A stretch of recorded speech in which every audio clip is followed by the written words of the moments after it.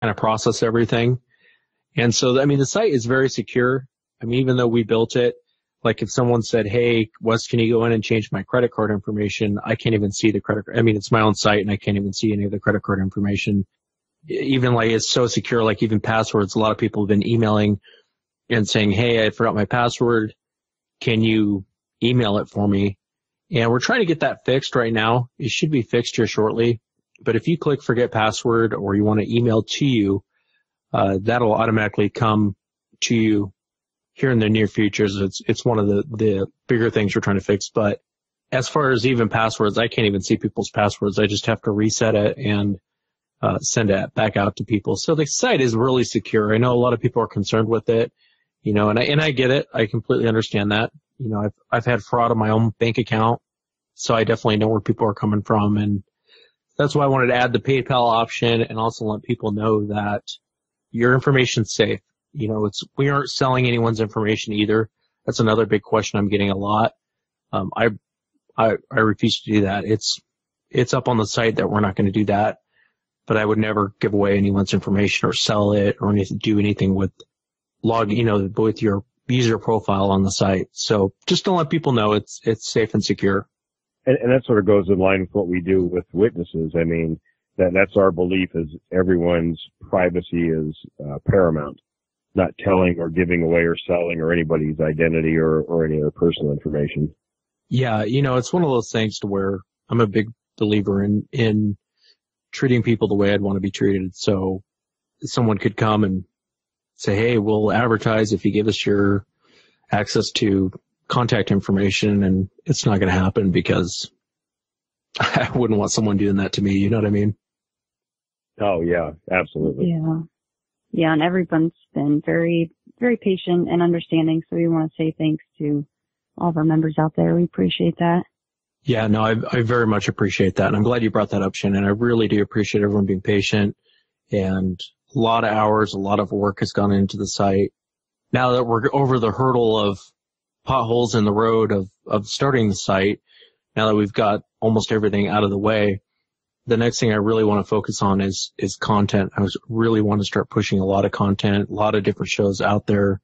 I know we have a log of shows that we're going to do. Just this last week has just been overwhelming because I want people to have the least amount of hassle as possible with the site. Hopefully zero hassle. But if there's any sort of issues, I want to make sure we get all of that fixed and addressed. Yeah, that way everybody can just enjoy the site, you know, and have a good time with it.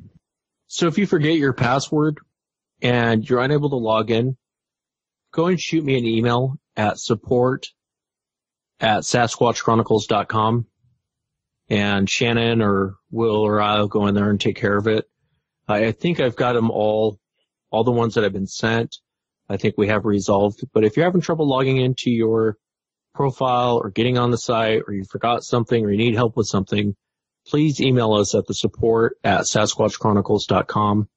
And then even under the about section in there, if you want to contact Shannon or you want to contact Will or you want to contact me, all of our contact information is in there. So feel free to utilize it. So I know on the blog we're trying to keep a lot of different stories, keep a lot of information and stuff that's interesting that we think people want to read. And one of the stories I read right after my encounter, and again, it's one of those stories to where you can't really confirm or deny if it's true or not. It's just a really fascinating tale of a Sasquatch in a crate. And the story goes, this old man's dying in his bed, and it's this woman's grandfather. He explains to her that he wants to tell her a story something that happened in his life. And so he starts telling this story, and you kind of get the impression from reading the story that he was working for a person with a bunch of money. He talks about being the landscaper on the property. And a bunch of these guys worked for this gentleman, and they were asked if they wanted to work overtime. There was a crate coming in. He needed them to go unload this crate. So they all agreed to do it. They go down to the docks of where this crate came in. And the interesting story is they start pulling the crate out, and it's a 8-foot tall, 5 feet wide crate. And they pull the crate out and they start loading it onto the dolly. And there's several of these guys unloading this crate. What happens is while they're moving the crate, they ask the guy in charge, what's in the crate? And the guy in charge says there is exotic trees. There's a bunch of different exotic trees in the crate. So the guys start unloading it. Well, something screams inside the crate. So all the guys become alarmed and ask the guy again, what's inside the crate? And he finally came back and said, well, it's a bear. So a lot of the guys walk off the job because they want nothing to do with the situation. If this crate pops open or, moving an animal inside of a crate, a lot of the guys decide to walk off the job. This lady's grandfather and a bunch of guys leave the job site and a few men stay behind. They start moving the crate again and they end up dropping it on the floor. They were trying to get it on a dolly and they ended up dropping and cracking it open on a floor. And what was inside of the crate was, they said it was kind of a cross between like a monkey, an ape, and a person. And it was in a rocking chair. And it looked like it was all drugged up. It had an IV in it, and the IV was nailed up on the side of the crate. It also had had a thing so it could drink water that was nailed up on the side of the crate. The creature was chained down. It was in shackles. It was completely chained down on this rocking chair, and it just looked like it was completely drugged up. Well, they're describing it.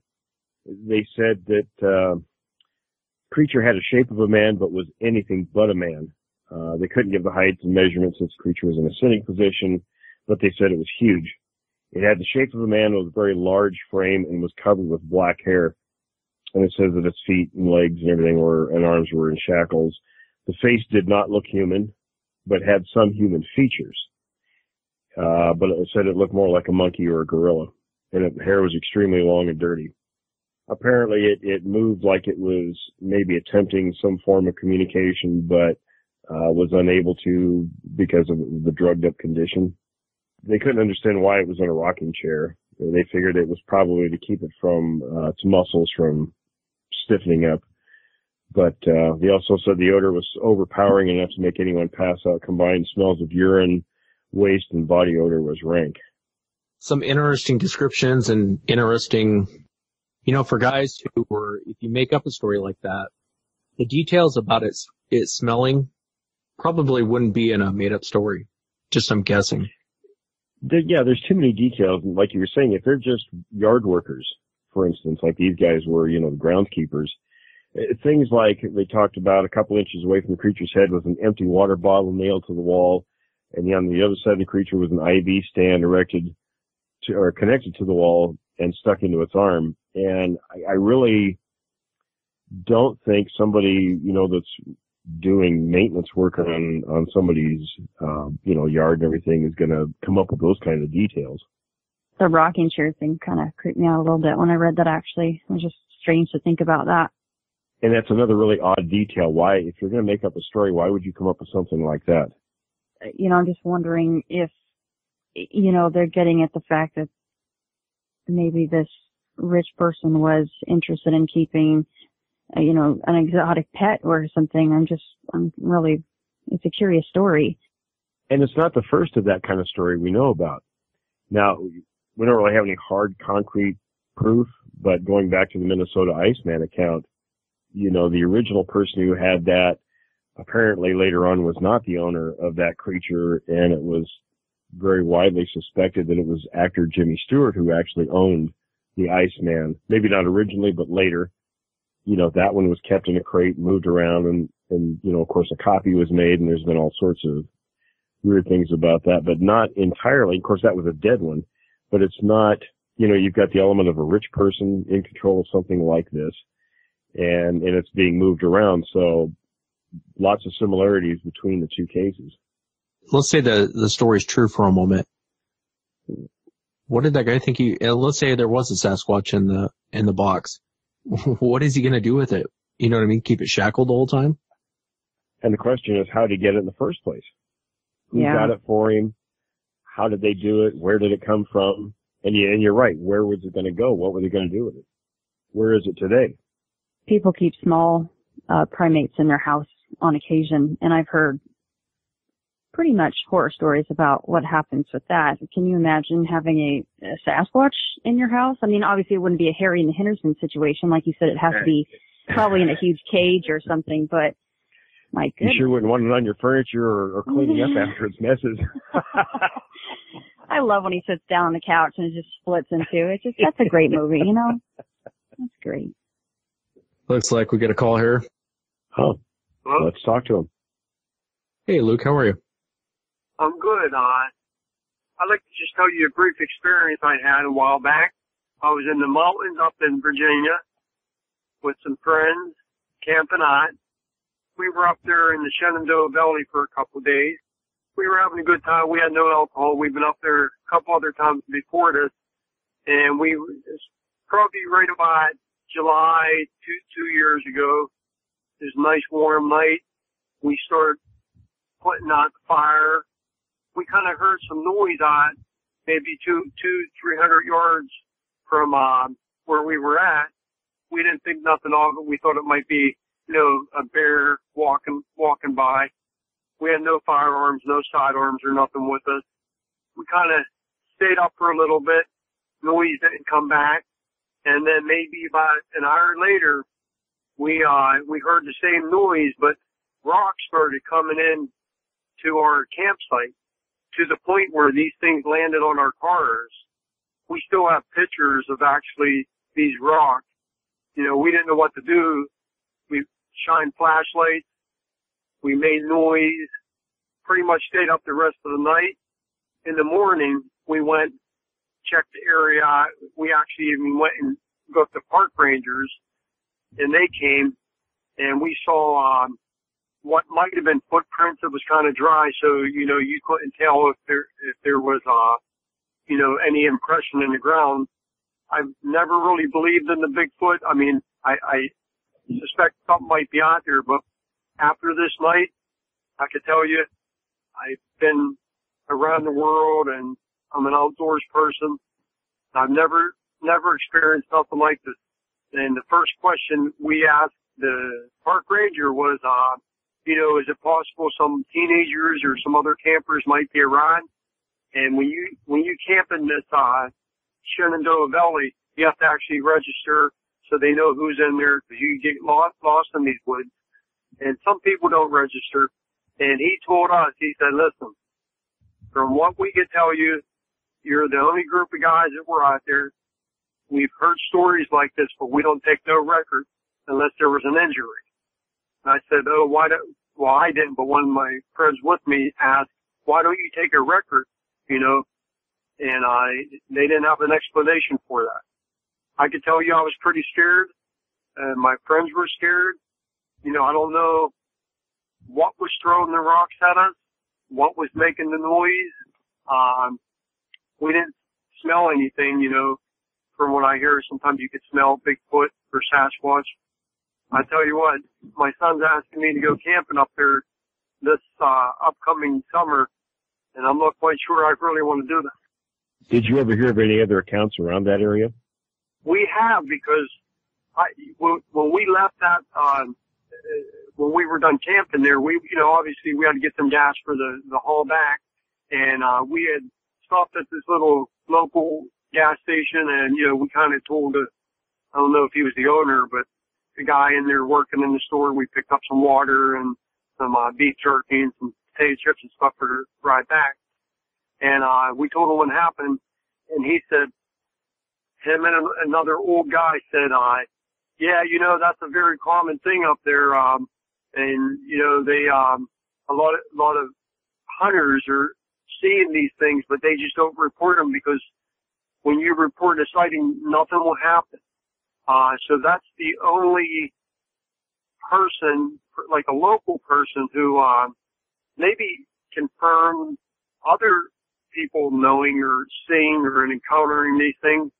I'm definitely a believer. I was in the military for a lot of years. I could just tell you, I've been in some situations before, but this was pretty scary. I'm kind of curious, what vocalizations did you hear? We didn't hear no vocal, like no sound as far as scream. I mean, it was more like of a grunt, you know, maybe something like that. And we only heard a couple of them. It was more like rocks were being thrown at us. Small rocks like the size of your hand, and a lot of them too. Because obviously when we pulled into the campground, you know, we moved everything, you know, any fallen limbs from trees and stuff, you know, so the tent would be fine and we wouldn't trip on anything. And so we cleaned it up pretty well. We knew for a fact there were no rocks there, so we didn't hear a lot of noise like any yelling or howling or nothing like that. No talking, but more just throwing stuff at us. And it definitely was rocks. How close were they to hitting you guys? Oh, they were coming in like probably within, you know, 15 feet. And at one point we actually got in our cars because we didn't know what to do. Unless a bear could throw a rock or another person was doing it's beyond my explanation. Yeah, especially with people. You know, you throw rocks at people at night while they're camping. It's a good way to get shot. You know what I mean? Oh yeah, I mean for sure. I mean even you could get shot, but at the same time you could actually hurt someone. You know, you could kill someone. I mean, a lot of bad things can happen when you're throwing rocks at night. Like the park ranger said, he didn't have no record of anybody camping in that area. And he said, I can't tell you if there were some people that got into the park, you know, and they were, maybe camping, hiking, and they weren't registered. But, he said that he told us that we haven't had no record of campers throwing rocks at people. And we asked him point blank, what do you think it was? Do you think it was a Bigfoot? And he said, well, you know, I can't really make comments on that. You know, I have my own job and my life, and I have to be just telling you what I can tell you. And we didn't think nothing of that until a couple of weeks later, you know. Why would a person, perhaps, not to be like conspiratory or anything, but, you know, why would he, it was almost like after we thought about this, you know, and talked about it, it was almost like he was briefed by someone in charge to respond, you know, with those answers. It was just an odd situation. I think a lot of people in that position, you know, park rangers and such, they probably have a script that they play from when talking to people about these things. It was interesting. He asked us, you know, were you guys drinking? You doing any drugs? And, you know, we told him no. You could look in our car. You could look and we have nothing to hide. You know, we've been to Colorado before, west before, and, you know, we've camped out a lot and never heard nothing like this or experienced nothing like this. And, I don't really tell a lot of people about it because I don't know if there's really much to tell, you know. But it could have been a bunch of teenagers just drinking a bunch of beers, you know. Maybe they were out for the summer, just graduated. It could have been anything. I don't know. What do you think it might have been? Well, pretty narrow. Well, narrows it down if it's something that's throwing rocks. Either it's people or a Sasquatch. People doesn't really make sense. Right. I mean, if it was in like the middle of the daytime or something, like I said, it was pretty scary. My buddy said if we ever go out again, man, he's bringing his gun. We appreciate you sharing the story with us. I appreciate you taking the call, and I kind of like your show. You know, I listened to it. In fact, I just learned of this show probably a couple months ago. I Googled, you know, Sasquatch, and it came up, and I've been listening to it ever since. And my buddies have dialed in too, so it's a nice thing. Appreciate that very much. Yeah, thanks, Luke. So, you know, you're welcome, and thanks for taking time to hear my story then. Oh, thank you. Thanks, Luke. I posted a video on December 4th. I think it's a grizzly bear chasing this guy on a bike. Yeah, and I know you had pretty awesome, huh? Yeah, I know it's not really Bigfoot related, but it was interesting to watch guys wearing this. To describe it, if people haven't seen it, if you go to SasquatchChronicles.com, it's one of the blogs on December 4th. This guy's on a bike, riding downhill. All of a sudden, a grizzly bear comes out of nowhere and starts chasing him while he's on his mountain bike. And he's going down the trail, and he runs into there's some debris in the road, so he has to get off his bike. And he gets off his bike and he takes off running. I know for a fact that grizzly bear could have caught him if it wanted to. It's almost like it was kind of screwing with him. I was just going to say, yeah, I agree. It looks like a real half-hearted attempt, to catch him.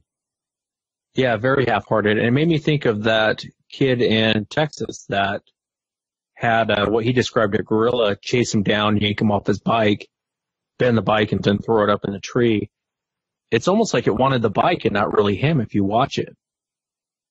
Yeah, that's what I'd say, too. Just like the kid you mentioned in Texas. It wasn't really interested in the human. It was more interested in whatever the bicycle was doing or maybe a sound it was making or something. Yeah. I want to welcome Rob to the show. Rob's actually a railroad worker, and he had heard a strange vocalization when they were out on the tracks.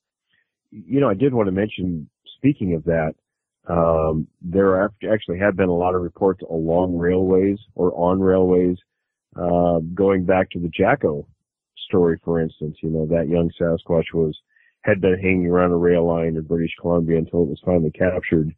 And even my own first experience finding tracks was on a set of railroad lines. Yeah, that is an interesting point. I want to welcome Rob to the show. What part of the country was this in? It's in southern Oregon in the Cascades. Okay. And you were going to tell us the time frame? During the day, between 2 and 3 p.m., we had just got done eating lunch. The bad part of the deal had been raining. It rains down here like all the time. They say, if you don't like the weather, just wait 15 minutes, it'll change. No, it rains all the time. Yeah, and so I got put with another senior employee, and they're like, okay, we're going to drop you off at this location. We need you guys to fill in all this stuff by hand. They took all the equipment and went like 6 miles away. And they're like, we'll come get you at the end of the day. And we're like, okay. So we weren't really too happy about the situation, but we're like, okay, this is what we're getting paid to do. So we did. And there was no train traffic. That's probably going to give it away. No train traffic that day. Even the first part of the morning was rare. And so it's just me and him. We have no radio. It's just me and him. We weren't, really in any danger. We had worked up and around through there before. And so we're shoveling in all this mud, and we're griping to each other. Just, not bickering to each other, but just like, this sucks, type of thing. But this is what we got to do. So we kept doing what we had to do. It wasn't raining that day, which was nice. That's one thing we're happy about, but everything just sopped with mud. It's like 11:30. We're like, well, let's just get something to eat. We'll take our lunch. So we did. 30 minutes, went back, started filling in all this slop again. And what was weird, what we didn't realize until we kind of talked to each other later, was it was quiet that day. Besides no train traffic, we heard no birds, no chipmunks, no nothing. Usually you hear them all the time because they're everywhere. Pretty unusual. But we didn't really think about it at the time. We were most focusing on this, get this crappy job done, just keep going. It was between 2 or 3. I wasn't really, we knew it was after lunch. We'd been working a while. And all of a sudden, we hear this, I would call it a roar, but it went from deep low, low baritone, to the highest scream pitched that, Mariah Carey could hit. It was there, and it lasted, I would say 12 to 15 seconds, which I don't know any animal or human that could, but what freaked us out the most was it made our whole insides rumble, and automatically, I'm even talking about it now, my hair standing up. It freaked us out so bad because it sounded close. And we weren't making any noise. We had no handheld radio with us, no one to keep in contact with. There was no train traffic. It was just us. What's weird is we're way up here where nobody is. Nobody. There's no hiking trails. It's private property. It is way out where people just don't go. besides the employees. And we were like, just kind of looked at each other, and my coworker, he's a very large man. He's like 6'3", 280 pounds. And we call him Gare Bear because he's built like a bear. He's a big man. And he looked at me, and I looked at him because it just went on for like 12, 15 seconds. I mean, just a long time. And we just stopped what we were doing. And it didn't echo, but we were working up kind of off a cliff that went down into a ravine, but it's so heavily wooded, you know, you really can't see the bottom. And we're like, just kind of looked at each other and just kind of nervously, I looked at him and I'm like, what do you think that was? And he goes, I don't know, but it sounds like it's big enough it could rip us apart. And I was so scared, I just started nervously giggling, you know. And he just kind of looked at me with big eyes, and I'm just like, okay. And he goes, do you think it was like one of those Bigfoots or Sasquatches? And I'm like, I don't know. I mean, because we kind of talked about it later, and I grew up in a hunting family. My dad was like hardcore hunter, and I've hunted with him my whole life. Gary, he's, you know, is from Humboldt County, California. He hunted, and I've heard cougars, I've heard bears, I've heard coyotes, wolves, everything. Nothing has ever sounded like this that long. And what creeped me out was just, he was even nervous. I mean, I could see the hair, and he has a crew cut. The hair standing up on the back of his neck. We just kind of looked at each other, and he's like, we just stood still, like 15, 20 minutes. We didn't do nothing but just listen. Couldn't hear a thing. Nothing. Just dead silent. And that's one thing, you know, me and him talked about after the fact. And then he's like, you know, I heard these things do wood knocking. And I'm like, well, yeah, I've kind of heard that too. And all we had was shovels, you know, in our lunch boxes. That's it. And he kind of joked. He goes, should I try hitting the tree? And I'm like, nervously, you know, I'm like, well, yeah. And he just barely tapped the tree. I think like 2 or 3 times. We sat there and we waited. Nothing. So we just nervously went back to work.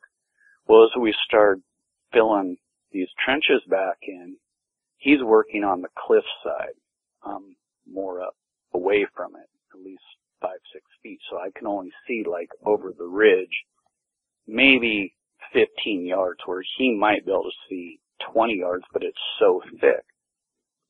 Hear nothing. All of a sudden he looks at me and he goes, I'm creeped out. He goes, I don't like this.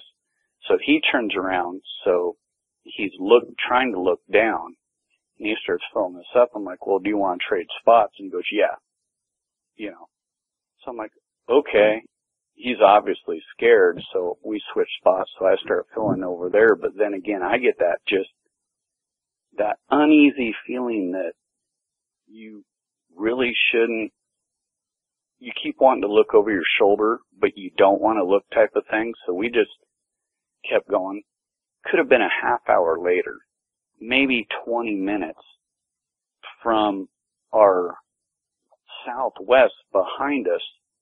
We hear the same thing again, but it sounds like it's a tad bit farther away. But the same octave, the same decibel, but I mean farther distance away. You could tell that the first one was close. And it just, the second time it did it, we got uneasy again, and by that time it was getting, you know, towards the end of shift, and we're just like, forget this. We just put our stuff down and said, we're going to walk away about 50 yards where there was a clearing, and we stood there and waited until the assistant foreman came, and he's just like, did you guys get it done? We're like, kinda. And we just kind of left it at that. And he's like, well, what do you mean you didn't get it? And we're like, it's just too big of a sloppy mess, you know, it's got to dry out. And he's like, oh, you guys have been here all day. You should have got it done. We're like, well, you know, it's been raining 3 days straight. This is just clay and mud. And he just kind of dropped it. He kind of chewed our butt for a little bit. Next day, they gave us a new guy. a rookie, come help us finish it up. And same thing, they dropped us off. And we went back out there, and Gare Bear's like, do you want to tell him? And I just kind of looked at him. I'm like, yeah, what do you want to say?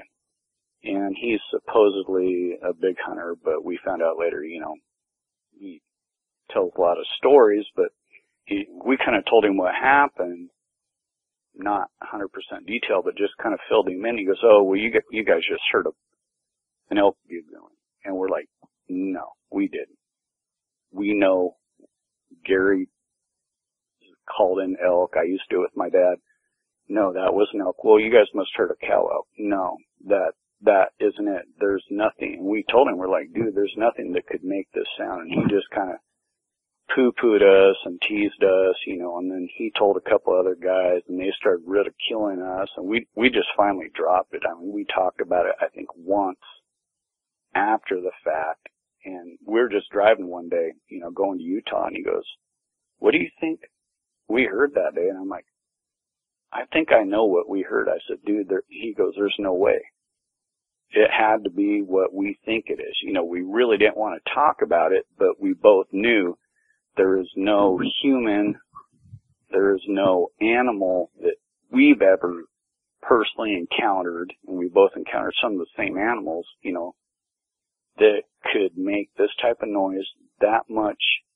The description is, it just rumbled your whole insides the first time. It just made your whole hair stand up. I mean, I've been with people that have bugled in elks, and they're snorting and stomping and doing this. It was nothing like that. It was just like being in front row of a rock concert when the guy comes out and just hits the first guitar chord and just shakes your insides, and it just totally creeped us out.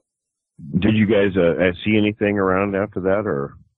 No, we never actually got any visual, and that's what really bothered us, is because it was so thick. But what really we thought was strange was the first time we heard it, it seemed so close, and in the short amount of time, it seemed so far away. But a lot of the people that work up here routinely, and I've worked with other coworkers that have worked up here, they've seen bear, they've seen, a cougar and their two cubs. And there's one individual that will not go to a certain place to work, at least at night. And did he ever say why? No, he wouldn't. He keeps it tight-lipped. He just said if he gets a trouble call, he drags his feet.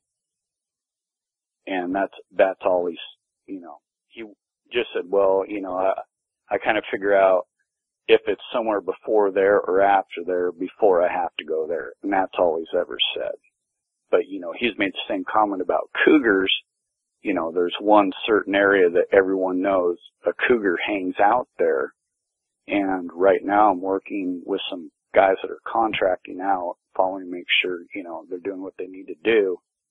And they made the comment this week, which I thought was weird, was they're like, we haven't seen any wildlife. And I haven't either. I mean, it's been pouring down rain though, but we haven't seen no deer, no elk, no nothing. But still, even then, we go all through the Cascade Mountain Range and just this one certain area. And I guess I was never really into it. Growing up, telling my age, I've seen In Search Of and all that. My parents used to watch it, but I never really had any interest until this situation started happening, and I started researching, and I can't remember the year that it happened. Supposedly a train had hit, and I want to say it was the 60s or 70s. You guys would have to research the date because I can't remember. It hit two trainmen, and a conductor had hit something going through Schmal, Oregon during a snowstorm. And at first they thought it was a bear. And apparently, according to the story, I don't know if it's true or not. I've never heard it from anybody else, just from what I researched a little bit, that they got so freaked out that they hit it off and then never told anybody about it until after they retired, thinking that these guys were on drugs or drinking on the job. And so after I read that, I'm like, well, that's kind of coincidence. And then I got on BFRO, and I really don't want to dwell into that, sorry, but there were certain sightings in between Willamette Pass ski area and Diamond Peak.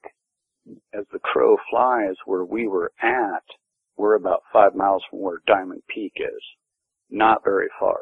And it's where a lot of people don't go. Yeah, it's interesting you mentioned the lack of game sign in places where these things are. And I have an area that I work frequently that when the creatures are in there, there's around the area a more than abundant game sign. In that particular area where signs of these creatures are, there's absolutely no game sign. At least deer, there's a little bear in there, but no deer, no anything else. I mean, droppings, tracks, nothing.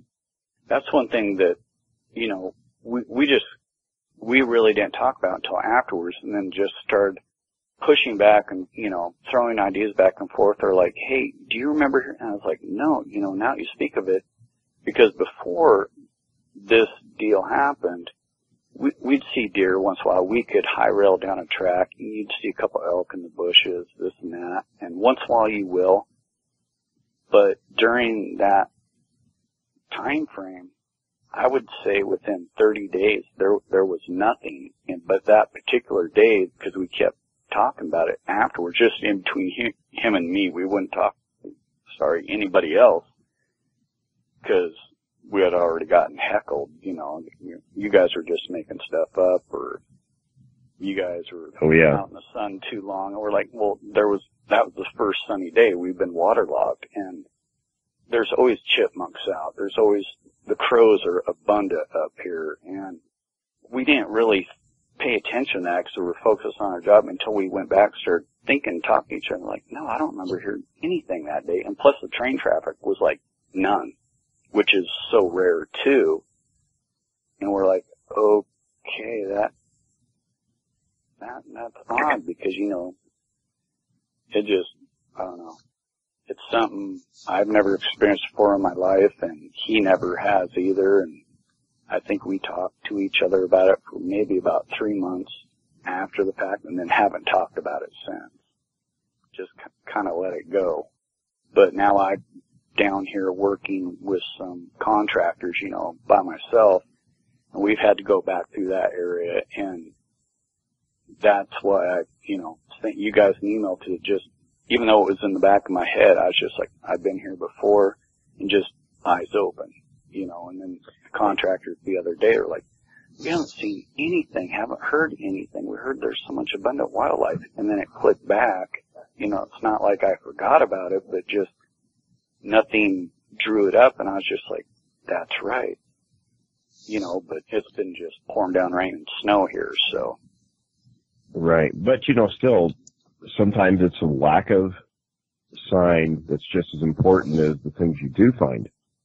Yeah, and it's not like we went out looking, you know, we're paid to do a job. And then again, when the first time we heard that thing, there ain't no, even with a weapon, I wouldn't have went down there. There's just no way. It was that bone chilling to both of us, you know. And I didn't think the guy I worked with, you know, I'm not afraid of much, but I didn't think he was afraid of anything. And he's just like, when he made the comment, it sounds like it's big enough it could tear us apart. And then it clicked with me. I'm like, it's got to be what we're both wouldn't say at first, but thinking about. Right.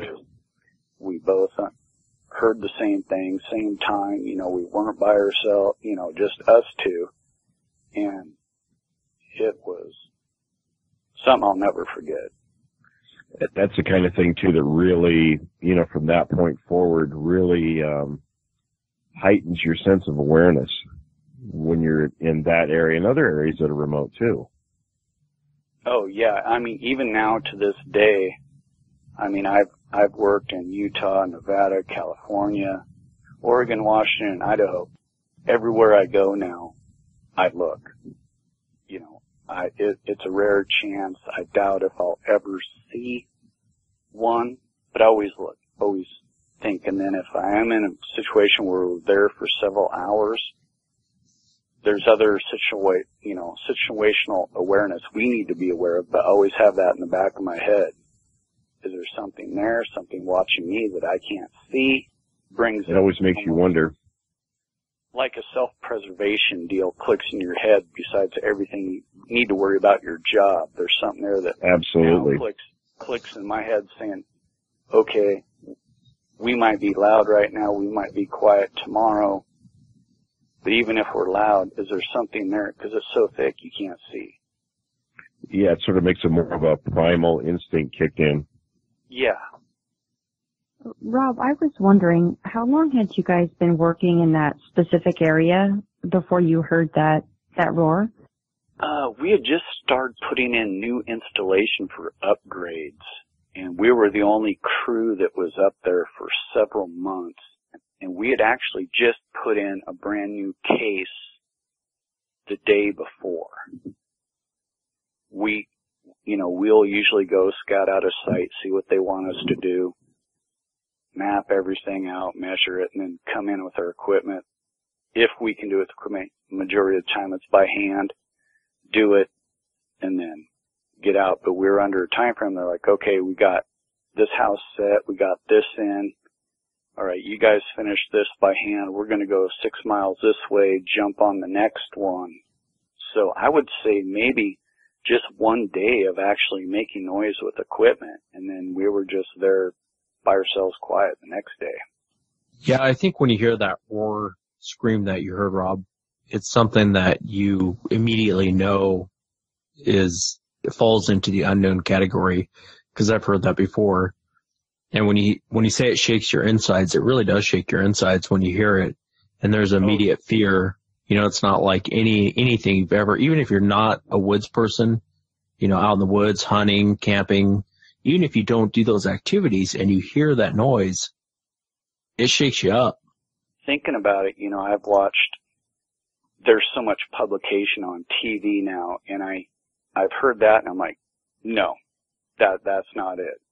I've heard people do call blasting, on video stuff. I'm like, no, that's not even close. There's only, I think, one audio clip that I heard that came close, but being, it's over a computer, it's not the same. I know for a fact, and my partner, coworker could agree, it was so loud. There's nobody that would even be backpacking out there, and if they did, and they had that lung capacity, they would have a record deal with Sony or CBS or any of those guys, and then be able to move quietly that far. And we talked about two things. Well, maybe there was two. We don't know. Yeah, it's very possible there were two. Yeah, and the volume by itself, I mean, that's something, if you've never heard a scream from one of these things, you really can't imagine what it's like unless you're standing there listening to that noise. And the lung capacities are unbelievable with these things. Yeah, they are. You feel it as much as you hear it. Yeah, and that's what I think freaked us out, because, I've been undercover and guys bugling in elks, and they come in 50 yards, and nothing like this. It was, I'm used to trains going by me honking their horns, and it's just the lower deal of it was about, I wouldn't say decibel level, but the percussion level of a train going by you at 50, 60 miles an hour to make your insides rumble, but just in octaves, and then go all the way up enough to make your hair stand up. That sounds about right. Well, I guess you kind of touched on how you feel about going back. I don't blame you for, especially when you're unarmed, because when you're out there like you are, I can't imagine the railroad looks too kindly on you guys carrying weapons out there while you guys are out there in the middle of nowhere. Zero tolerance. Yeah. Yeah. It's not that I'm afraid now. It's I'm more aware.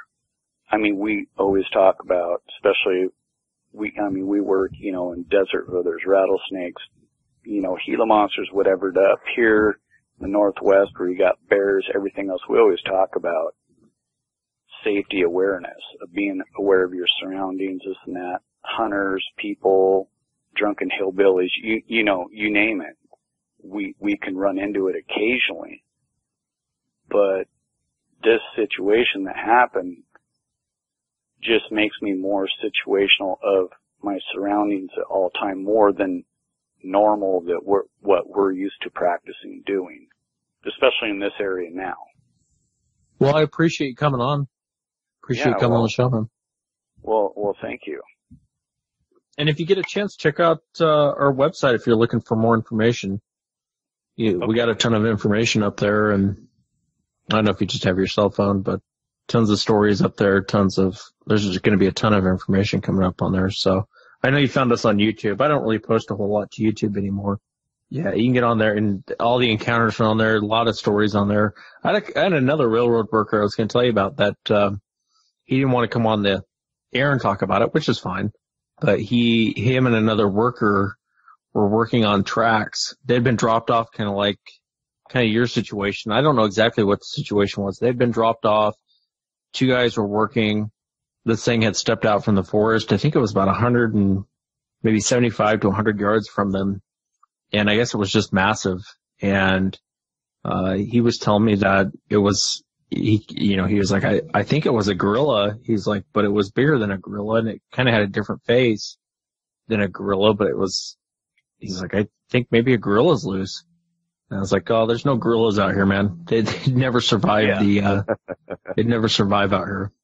I'd never had experience but I mean, like I said, even now, when we're driving up, if I'm not driving, I'm looking out the window from side to side, just looking for, majority we have problems with deer or elk running out in front of us, but always just looking, thinking, well, maybe if I get that glimpse, but sometimes we're like, I think, well, if I got a glimpse, it could be a stump, Right.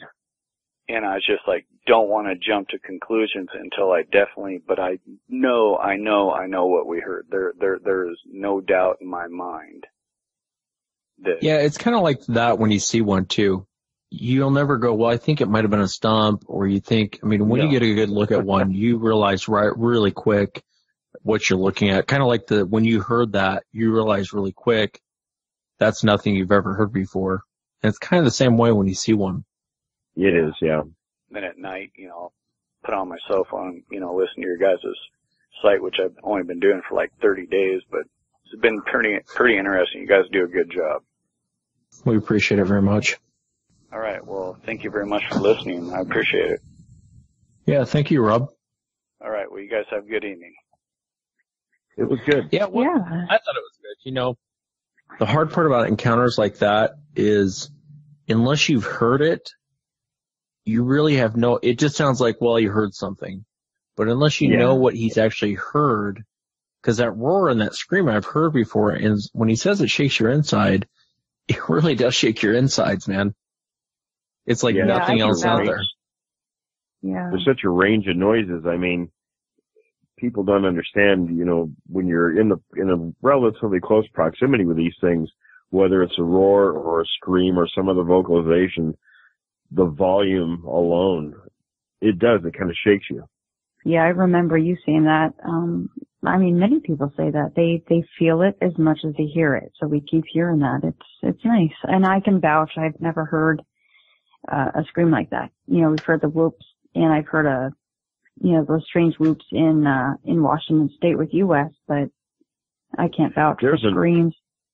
There's an old recording, and the way he described that one, I can picture in my mind what that one sounds like, but I can't remember where it was from. I'm gonna have to do a little research and see if I can't track that one down. But I know there's a recording of what he described almost exactly. Coming up on the show, we're going to speak with Dan, and Dan had kind of an interesting encounter I'll let Dan tell the story, but it's a real interesting story. I want to welcome Dan to the show. Hi, Dan. How are you this evening? Hey, Wood. How you doing, brother? I'm good, man. Well, let me ask you first of all, before we go into the account, how long ago did this take place? This was in 1994. And I guess if you don't mind our asking, what part of the country? Bethlehem, Pennsylvania. Leading up to the events that particular day, tell us what you were doing and kind of walk us into the situation as it unfolded. Okay, at this time, there was a lot of like gang activity and stuff like that in that area. Being that, I think I was like 13, maybe 14 years old.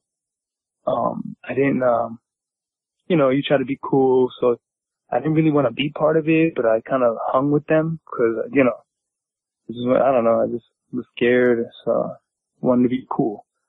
So we were walking up a hill towards the cemetery, and there's a side path. You can come in through the front entrance, but that was locked.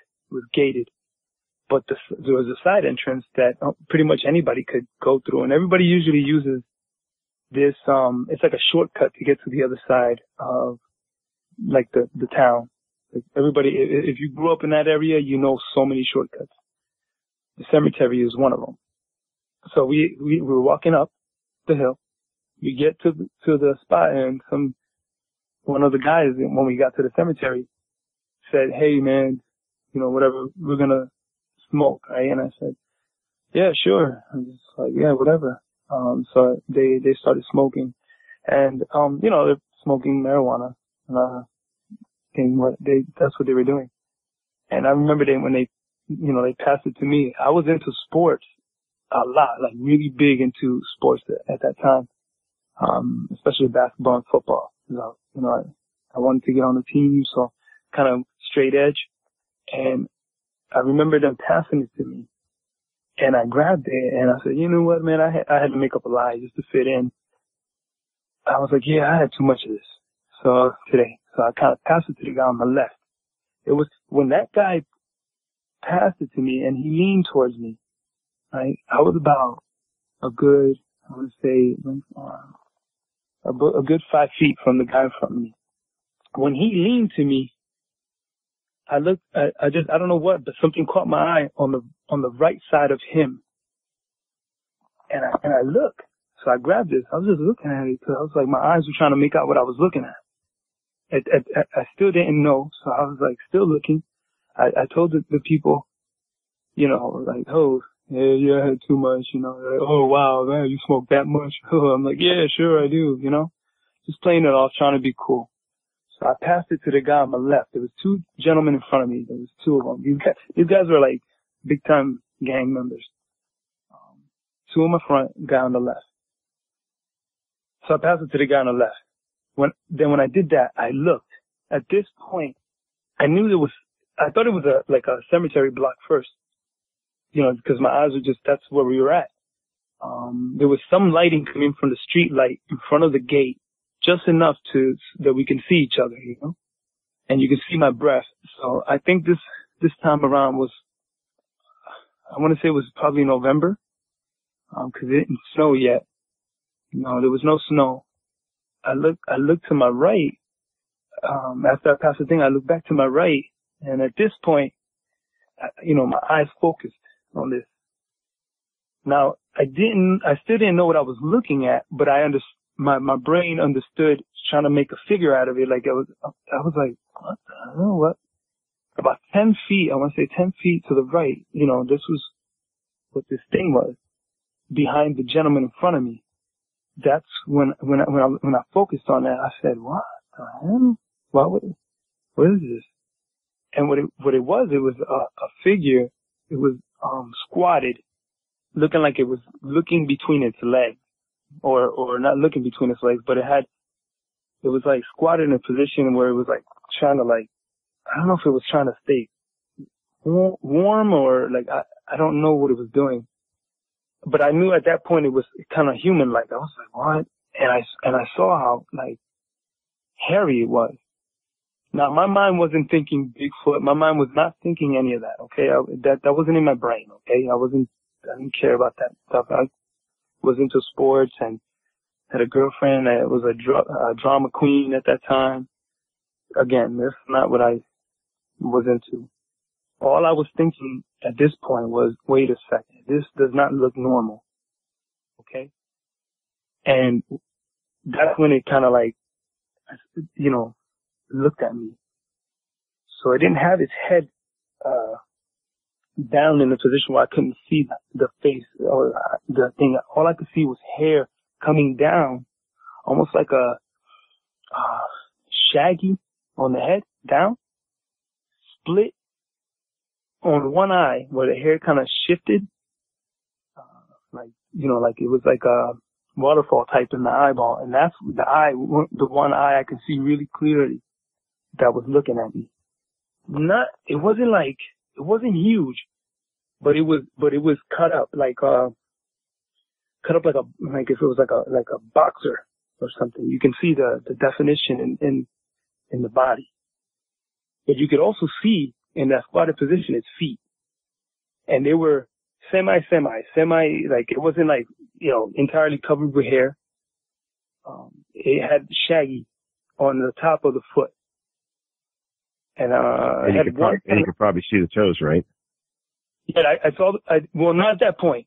At that point, I saw a little bit of it, but not, it wasn't until I wasn't scared yet. I knew I was freaked out a little, but I wasn't scared. Okay. So I'm like, okay, does anybody else see this? Like, anybody else see this? But I didn't want to say anything because I felt like if I would have said something, somebody would have looked at it. We all would have yelled, would have ran. I don't know, you know, it would have been chaotic. And, but I wasn't scared yet. When I moved to the right and the guys kind of moved a little, you know, everybody, you know, you're just sitting down trying to get comfortable on the slab of cement there, like a cemetery tombstone. You know, the one dude leaned and I kind of backed up a little.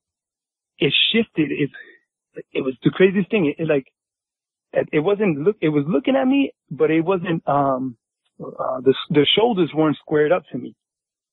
Okay. They weren't squared up to me. It was when I moved and I noticed its toes kind of stick out a little and then push on the ground. Okay. It pushed on the ground.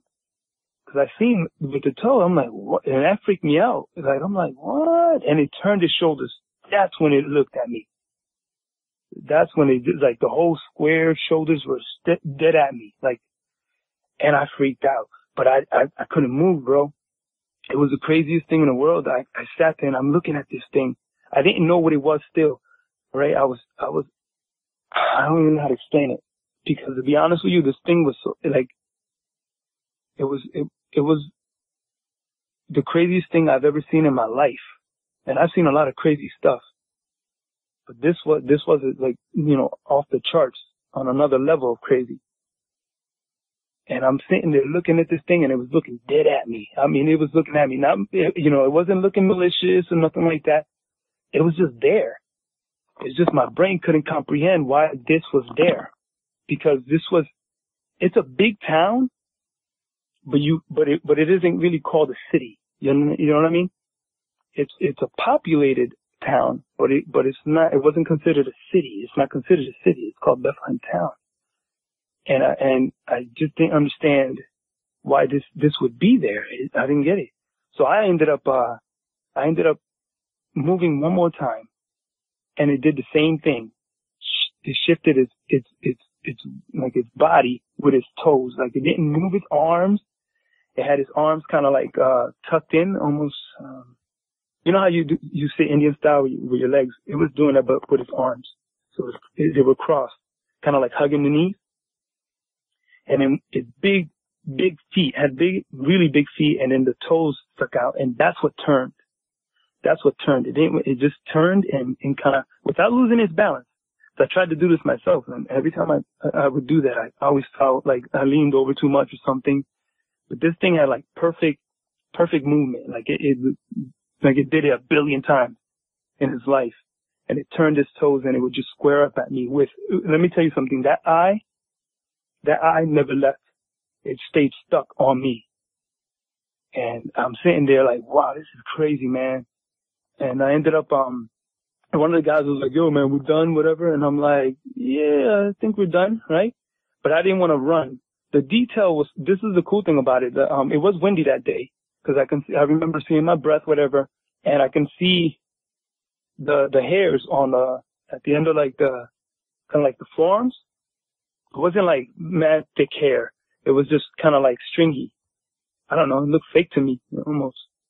But when the wind would pick up, you could see the hairs on the arms kind of sway. That also split the hair that was coming down over its face. Okay, because like I said, he when I first looked at it, it didn't look like what I think. My brain couldn't comprehend what I was looking at. But when I seen that eyeball look at me, bang, I was like, whoa.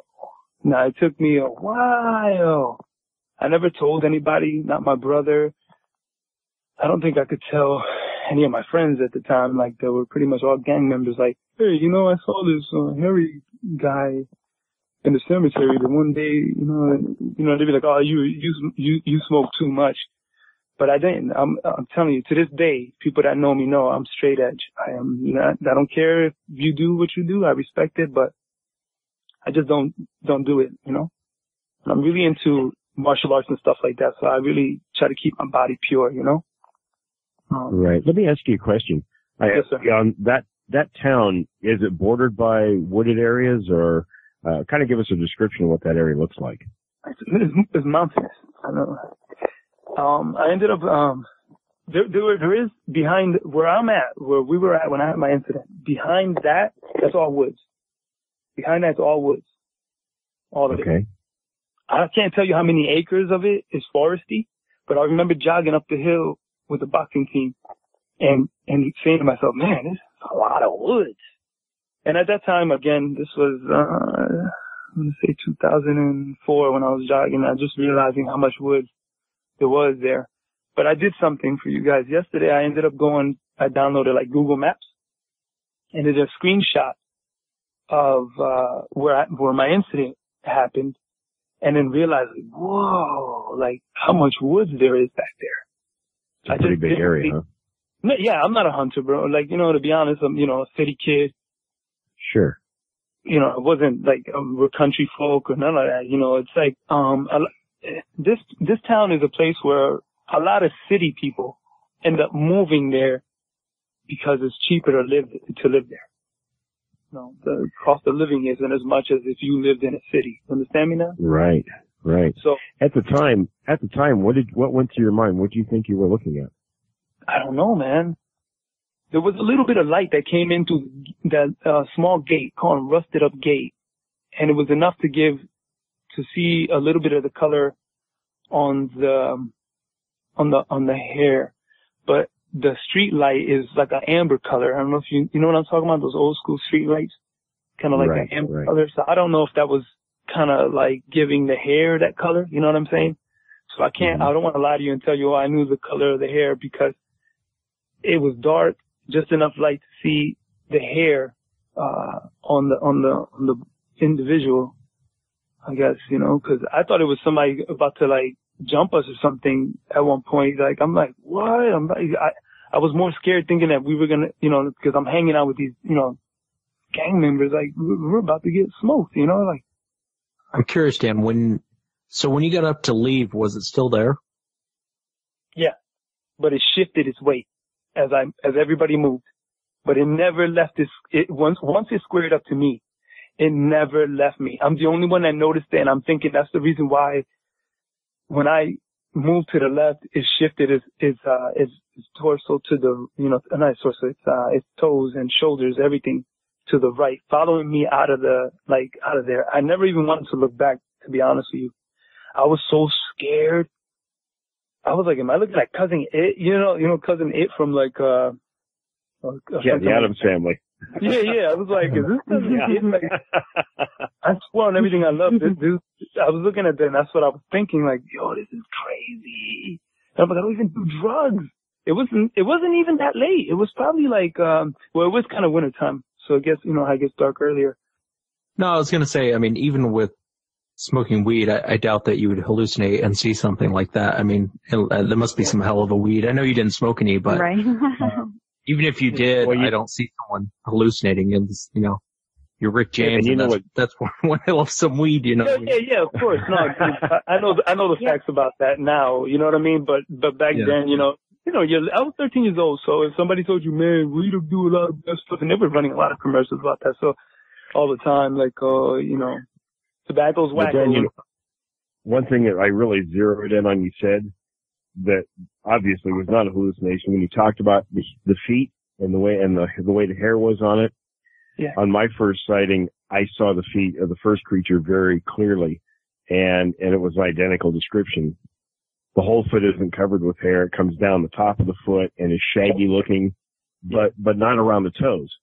Nope, not around the toes. Not at all. This look not at all.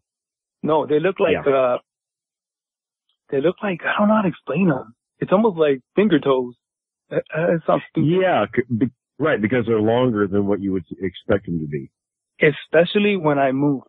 When that thing, like when I first, you know, kind of leaned to the right and it turned its body with its toes with me. I don't know if you know what I'm talking about. Like if you squat down, boom, right now. Right. They call it a Chinese, what we call it, Chinese bucket squat or whatever. Like you go down and you go all the way down, right? But your legs are kind of open, right? It wasn't like that. This dude had his legs closer, and then the feet were big enough where they stuck out. And just with his, let me see, when I turned right, so he pushed his right foot towards me. Not towards me, like he pushed with his toes to push ground underneath him. There you go. Were the toes curled most of the time except when he was moving?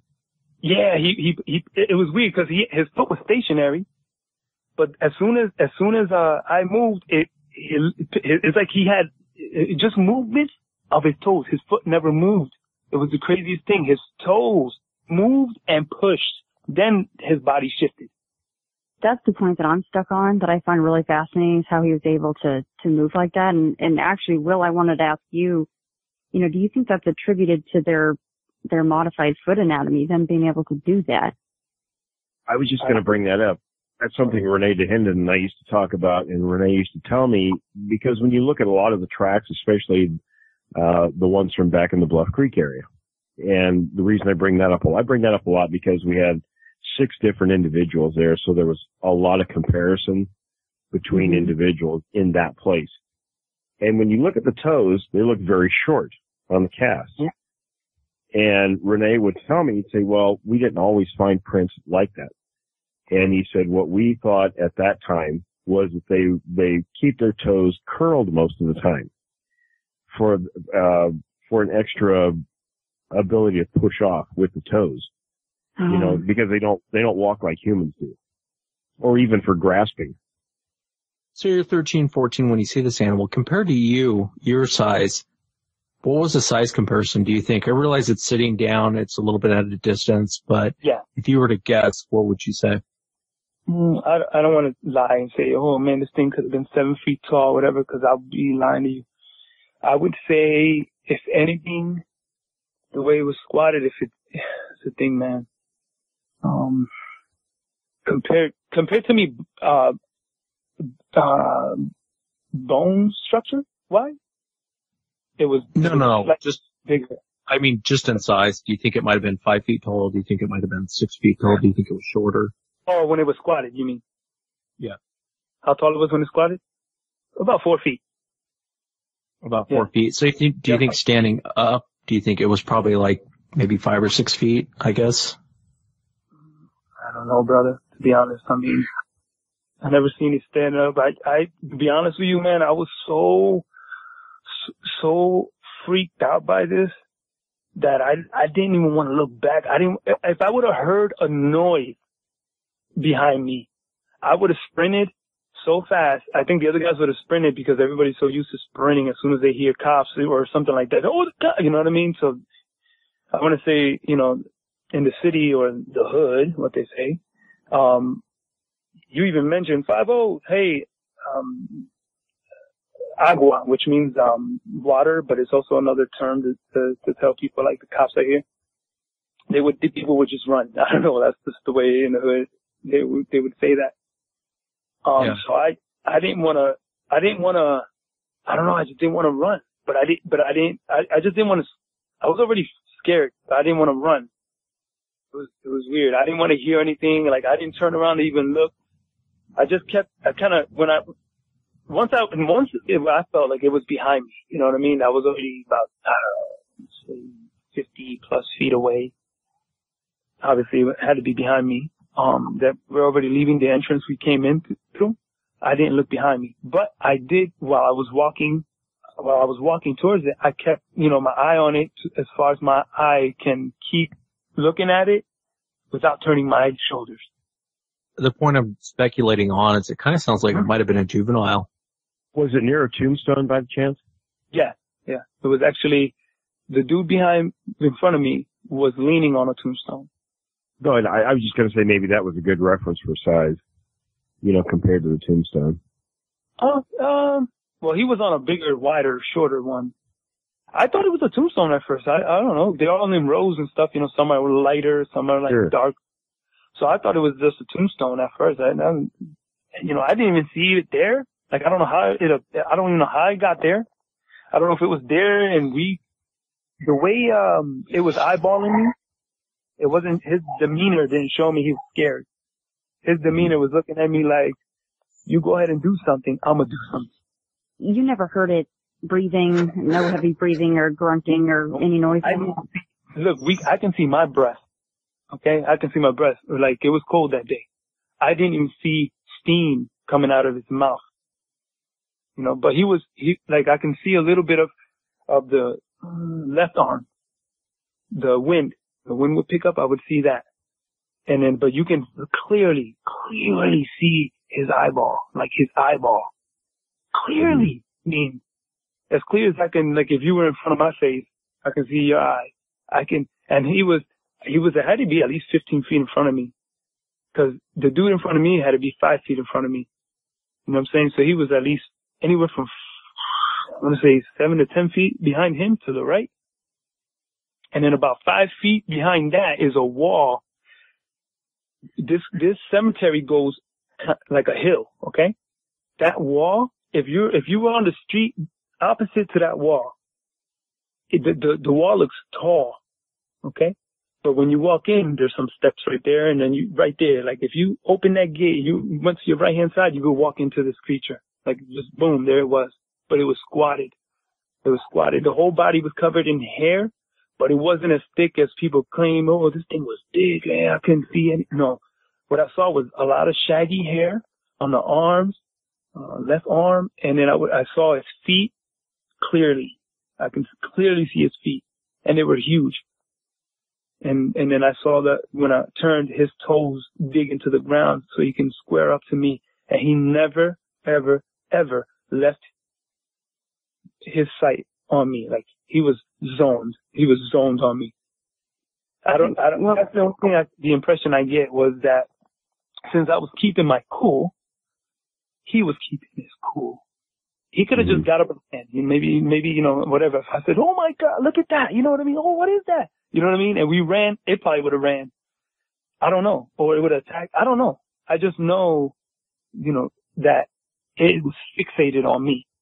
I was going to say, I think Wes brought up a good point. The behavior could very well be a juvenile with the size. I mean, they oftentimes don't show any fear with humans and will sit fixated and watch. I was stuck on it, and him is pretty stupid, but he was stuck on me. Like he wanted to make sure he knew, like, okay, out of all these people, you see me. And I'm like, oh yeah, I see you. You know what I mean? Like I saw it, he saw me, we just stayed, and I kept my cool. It kept his cool. I didn't want to freak out because I don't know what would have happened. These were gang members, man. You know what I mean? You don't know what would have happened. You know what I'm saying? Like, gang members are, they're not really educated. You know what I mean? They don't really think of consequences. What was the most disturbing part of the whole encounter for you? When he turned his body towards me. Yeah. When he turned his body towards me, and I realized, like, damn, like I thought, like this is a human. I'm not really sure. I think that's when I was like, damn. Let me tell you something. I felt heat in my ears. Heat, like straight heat. My ears felt like they were on fire. My neck was cold. My body was sweaty. this happened, you snap your finger, that's how fast everything in my body is what I felt. Right? I remember wearing a jacket and everything, and it was cold. It was cold. It gets cold in Lehigh Valley. Like, it really gets really cold there. This thing had no clothes on. I couldn't see whether it was a boy or girl. I couldn't see that.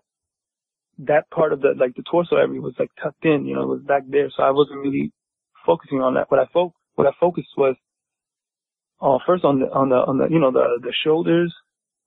It had his arms crossed, but it was crossed around his two knees. You understand what I'm saying? Like, if he was in trouble, right. You know, when a kid's in trouble, you know, they get all sad, they tuck their head down and they cross their arms and hug their knees if they're feeling depressed or something. You know what I'm talking about? With your description, it reminds me of, in my mind, I keep picturing kind of like how a chimp would move.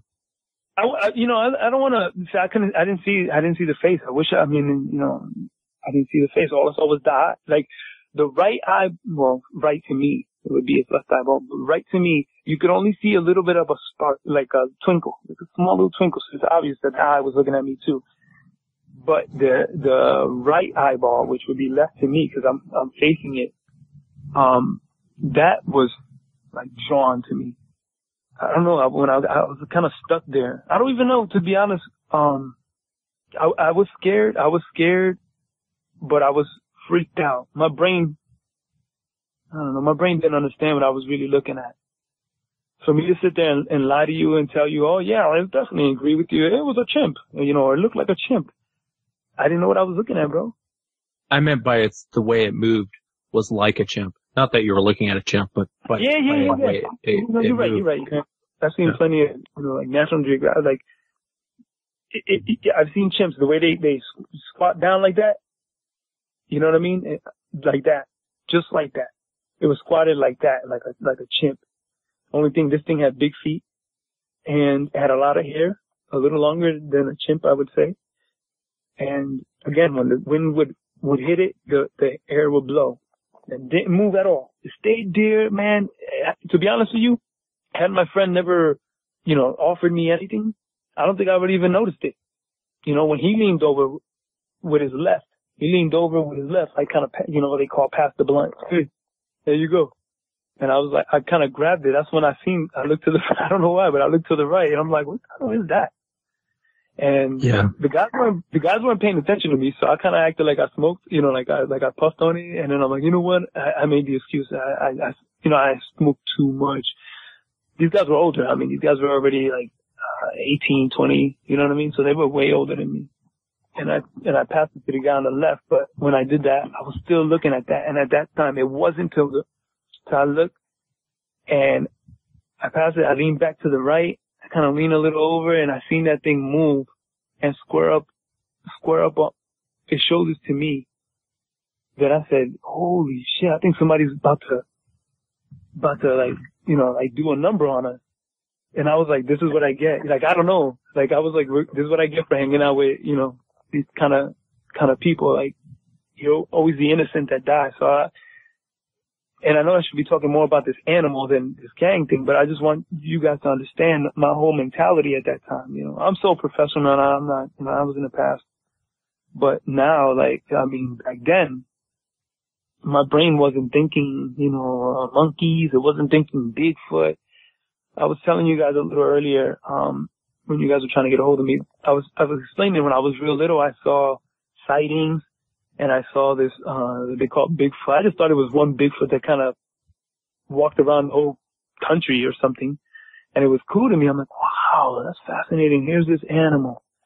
And then all of a sudden, I don't know how long later, I remember it was the same TV, same apartment that we lived in Jersey. I got to see In Search Of. I think Shannon, you had brought that up earlier. And at that time, they had this one dude that was older and sort of mimicked its walking movements. And you know, when you're little, you just believe TV. You know what I mean? It's a show that was put to be kind of serious. So I thought this was real stuff. You know what I mean?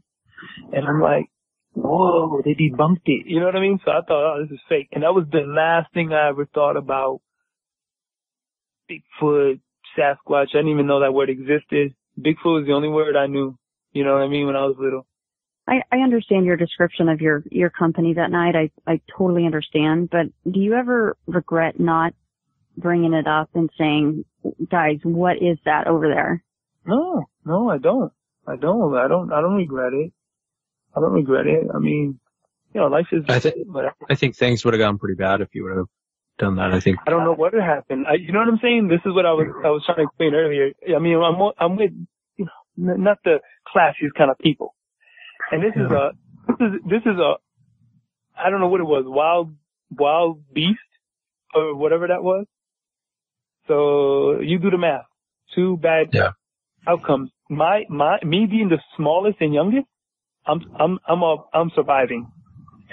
You know what I mean? Cause I'm the smallest out of all of them. I'm the only one that probably doesn't have a gun. I was going to say the only thing nice about running into Sasquatch with a bunch of gang members is everyone's probably well armed. Everybody's armed, yeah. That's right. I know. I mean, and they're probably pretty good shots too. You know, they could probably, you know, hit a pop can from 200 yards. So hitting a Sasquatch, you know. I'm telling you, it was, to me, it was funny because I ended up, when I left, I was like, whew. You know what I mean? Like, damn, I escaped that shit. Like, but I'm like, I didn't even bring it up to the guys, man. They ended up going their way. I just wanted to get the hell out of there. I didn't bring it up to anyone. I didn't say nothing to my mother. I didn't say anything to my brothers. I mean, think about it. I'm a city kid, star basketball player. How do I say that to anybody? Hey, guess what I saw? I saw a butt naked dude who was really hairy in a cemetery with a bunch of gang. You know what I'm saying? They would have looked at me and like, wow, kid, we thought you had a future. You know what I'm saying? Like, it took me a long. Would have said downtown San Francisco. yeah, exactly, right. Crazy. That's very true. But you know, to be honest with you, it's just something I just did. I don't know. It never, ever, left my mind. It wasn't to be honest, how was it? You know, now that Bigfoot is a more of a popular subject. Some people understand the whole thing. You got your weirdos out there that think they can walk through walls and trees, and I don't know what their deal is. Then you have, you know, people who are actually doing the science behind it and understanding the body mechanics of Bigfoot and whatnot. To me, it intrigues me more, the science behind Bigfoot. You know, and I'm more into it now than I was before. I was just really happy that, you know, that I came across your show, and I actually did it just kind of like going on YouTube and looking at different things, and then I'm like, oh wow! So I would play your radio, your thing on my phone, just go to sleep to it. To be honest with you, because I have a hard time sleeping because I work out and drink a lot of caffeine, and I work full time, man. So I'm like, maybe this is the time I could just sit down and just tell someone like exactly what happened that day. And that's really the bottom line. Now, to be honest with you, in the same cemetery, me and my little brother walked the same path, and there's coyotes back there too, like a ton, right? Because I remember we were walking that cemetery. That cemetery, when you cut through that cemetery, you run into a school. It's a grade school. Behind that grade school is a bunch of dirt. It's all cemented now. It's real nice. I don't live there anymore. I'm in Florida, but we used to play football back there, when it would snow. And because there's no cars and everything, you know what I mean? You got a nice big parking lot, and we would just beat each other down, all ages. We were just like town versus town. There was always deer tracks there, like tons of deer tracks. I mean, these deer in that area are so tame. That's probably why they were, you know, this creature or whatever hung around there, because it was really easy to hunt for their food there. You understand? Yeah, that's going to be the reason any animals in an area, food acquisition is going to be the biggie. This is just me putting 2 and 2 together, just kind of like analyzing, you know, like why I saw that. Now that I'm older, I understand. I didn't understand what I saw then. I understand it now. Cause you know, years after years, you learn more. You get older, you learn, and you know, you have access to internet, access to books, library, everything. there's more information now. You know, we live in an information world, so it's really easy to access information. And I went, and I'm like, you know what?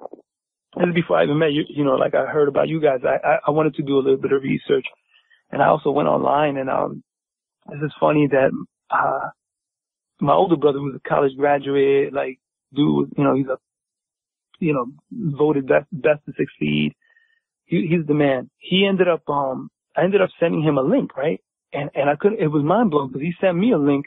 The link was about, a lady that is probably about 5 miles down from there is a park. Everybody goes there. There's a nice little stream that cuts through the whole park. People throw birthday parties there, whatnot. I guess this lady was jogging about 5 or 6 in the morning, and she said that she saw a chimpanzee running across the track. You know, and you can actually Google this. It's called The Morning Call. It's a newspaper. Google the article. You can read it yourself. And I read it. I'm like, get out of here. Like, see? So me and my brother, like, could it really be? You know what I'm saying? That there's these creatures back there. And I'm like, well, why wouldn't it be? I mean, you got the Appalachian Trail. You got a lot of wilderness there. People hunt, but they go out more west and up north to hunt in Pennsylvania than they do there in Bethlehem. But if you Google Maps it and you're looking at, like, you know, the helicopter view, you can see a massive part of a forest there. You know what I'm saying? And now all this makes sense to me, but it did not make sense to me back then. Back then, my brain wasn't on Bigfoot. Okay. I wasn't looking at this and putting, oh, look, this is a Bigfoot or a juvenile at that. Oh, look at this monkey. Like, my brain wasn't thinking that. My brain was thinking, why is this dude here butt naked? You know what I'm saying? Like, in front of me, like, hairy as hell, but why is he here? Like, you know what I'm saying? Like, but it didn't make a noise. I didn't see it breathing. I didn't hear it breathing. All I saw was kind of like it had his head down first, and then it slowly, boom, and his eyes must have been fixated on something else before, because when I looked at it and my brain was like, oh, Jim, what is that? Like, boom, the eyeball looked at me. Is it Hellertown Police? Was that the sighting of the monkey? Yeah, it was Hellertown. Yeah, I'm actually looking at the article now. Yeah, it's a really cool thing, man. There's a whole bunch of, I think Pennsylvania, around that area, the eastern area, there's a whole, I mean, you got the Appalachian Trail, you have so much there, a lot of rural area, and nobody ever, maybe other people have seen stuff, they just, you know, how do you explain it to somebody? We don't talk about that, you know what I'm saying? Because we're all from the hood, yeah. I guess, you know. Yeah, this is kind of interesting. Let me, it's not very long. Let me go over this. This was April 23rd, 2013. The article goes, the last thing Stephanie Sigafus expected to see walking her dog Tuesday afternoon was a monkey. But as she returned home about 3 p.m. on the, and I don't know how to pronounce this, Saucon? It's S-A-U-C-O-N, rail trail, Hellertown. Yep. A small, light tan primate with a gray ring around his face ambled up the embankment from the backyard of her home next to the path, she said. So she says, go on to say her dog lunged at the monkey, which shrieked and scrambled into the marsh on the other side of the trail. She noted that 2 women who are regular joggers on the trail reported seeing a monkey too. Yeah. And that's pretty much, there's not much to it. You know, it's a very odd place to see a monkey, and the coloring is kind of weird. I don't know about you guys, but usually when you see pictures of monkeys, they're kind of gray colored. And maybe I'm off, but a light tan, that's a very odd color, I think. Light tan. There's a golden. I'm wrong about that. That's an endangered species type of monkey. Most people that own monkeys, if it's any kind of monkey, it's the same monkey you would see in the movie. What's that movie? What it was like Breakout. It was like a Breakout. Oh, Outbreak. Yeah. Outbreak. That monkey is a more popular monkey to own. I don't know if that lady maybe, you know, sometimes when I hear like some of the moms are like, you know, like gorillas, some of the babies will come off and mess around, you know, just, I don't know, do little stuff and then, you know, as soon as trouble comes, they dart right back on mom and get on mom's neck or shoulders and go. I don't know if sometimes it's like they won't, you know, it's like, oh man, you know the rules. every animal follows rules. Every human being, everything, we all follow rules, especially animals. Rules for survival, right? So I appreciate your time, man, guys. I really, something I needed to get off my chest, and I feel like I finally did it, and it is what it is, and that's it, man. You know. Well, we appreciate you coming on. We appreciate you sharing. Thank you so much, guys. You guys have yourself a safe night, okay? Thanks, Dan. You too, Dan. All right, Shan. Take care, girl. Thanks, buddy. Okay, take care, guys. Bye-bye. You know, it's interesting. I was just looking at some pictures of different monkeys, and there are plenty of brown, not quite the color he was describing, or the article was describing, but you know, there's nothing in here with that exact description. Yeah, I don't. It's very interesting. I don't think she's. Well, not likely in Pennsylvania. I mean, it is possible, but the article did say that no one had reported any monkeys lost or stolen or anything. So, you know, was it a monkey or was it a baby Sasquatch? Who knows? I want to thank everyone for joining us tonight. Have a great night, and visit us at SasquatchChronicles.com for the Encounter of the Week and exclusive shows. Until next week, everyone, have a great night.